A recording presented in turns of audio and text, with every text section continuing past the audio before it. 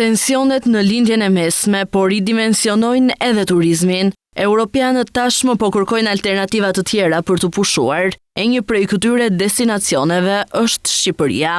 Megjithse pjesa më e madhe e rezervimeve janë mbyllur përpara përshkallëzimit të situatës, sërish turistët e pavarur të minutës së fundit po rezervojnë pushimet e tyre në vendin tonë.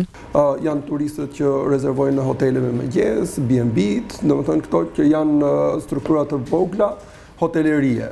Shikojmë që ka edhe një ngritje kërkese për turizmin e pushimeve të gjata, këto që quhet në fushën turistike leisure, që janë pushimet një javorshë në hotelet që janë me all inclusive, por Shqipëria nuk ka struktura mjaftueshëm akomoduese me shërbim all inclusive që të përballojë ngritjen e nevojës, paktën për këtë vit, që t'i përgjigjemi, le të themi, të jemi vendi zëvendësues për Egjiptin, ne nuk bëhemi dot, pasi dhe resortet e mëdha nuk kanë qenë të përgatitur për ngritjen e kërkesës, nuk mund të parashikonte njëri krizën në lindjen e mesme. Tregu është dinamik, turistë të pavarur, ata janë tipik që rezervojnë në moment të fundit. Megjithatë, një tjetër faktor që po ndikon në turizëm është edhe kriza e karburantit. Shumë linja ajrore po paralajmërojnë anulim fluturimesh. Hila thot se pasojat kanë filluar të ndihen dhe individët kanë më shumë pasiguri teksa mendojnë të rezervojnë pushimet. Pavarësisht se këto kompanitë ajrore janë të mbrojtura